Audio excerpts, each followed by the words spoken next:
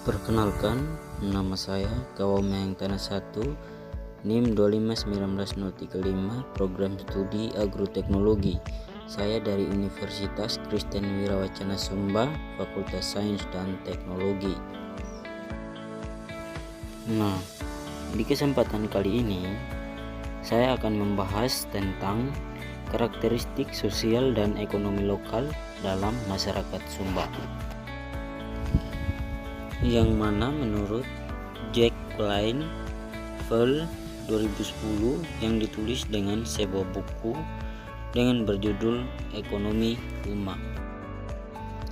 Kemudian karakteristik ekonomi, yang artinya membahas tentang sumber daya yang dialami oleh masyarakat Sumba, dan sumber daya masyarakat Sumba berfokus pada lahan pertanian, yaitu seperti yang tertulis pada buku Ekonomi Umma, yang dapat dilihat sumber daya dari Lawonda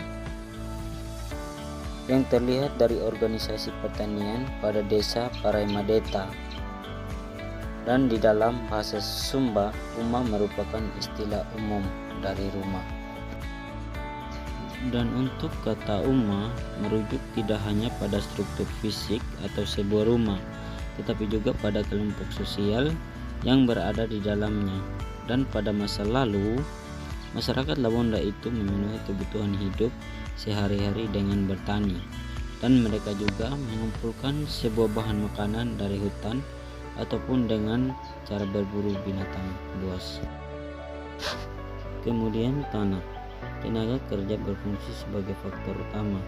Jadi lahan pertanian di desa Paraimadeta itu, masyarakatnya di bagian utara desa Paraimadeta dengan sebuah desa di Pulau Sumba, Indonesia, telah mendirikan organisasi pertanian dengan mereka sendiri. Kegiatan organisasi yaitu dengan kegiatan budidaya tanaman kacang hijau di salah satu desa tetangga. Penanaman kacang hijau tampaknya terlaksana dengan sangat baik dan menghasilkan bahan makanan tambahan dalam jumlah yang cukup besar. Dan kemudian budidaya, bahkan juga tanaman kacang hijau ternyata sangat cocok sebagai tanaman pangan penghasil uang di desa tersebut. Secara khusus, bagaimana dengan orang-orang lawan dengan Anda mencari nafkah bertani merupakan sumber utama untuk memenuhi kebutuhan sehari-hari dengan kebutuhan hidup mereka sendiri.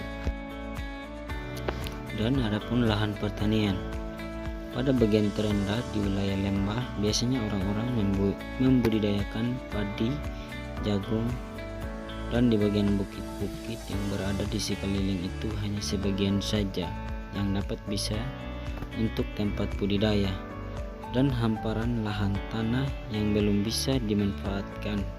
Yang terbesar luas di puncak bukit-bukit merupakan pandang alam yang berdominan. Dan kemudian dari bulan November hingga Juli, bukit-bukit ditutupi oleh rumput hijau dan rumput liar yang berguna sebagai makanan ternak. Orang Lawonda menyebut lahan belum digarap ini sebagai padang hewan, padang tempat kuda dan kerbau makan rumput. Pada musim kering, bukit-bukit itu tampak menguning dan kecoklatan karena mengering. Akibatnya, karena ini menjadi tidak cocok sebagai lahan makanan ternak, sebulan kemudian sebagian besar areal perbukitan kelihatan menggelap karena dibakar untuk menghilangkan rumput kering. Ketika hujan pertama turun, rumput baru dan rumput liar mulai tumbuh kembali.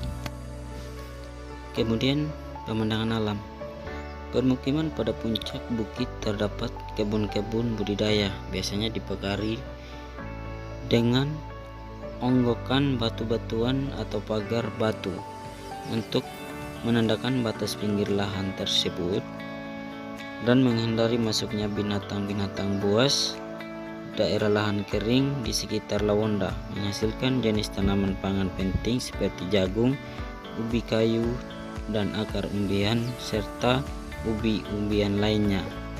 Dan meskipun orang-orang masih sebagai makanan pokok, Demikian video ini dibuat, semoga bermanfaat dan berguna. Sekian dan terima kasih.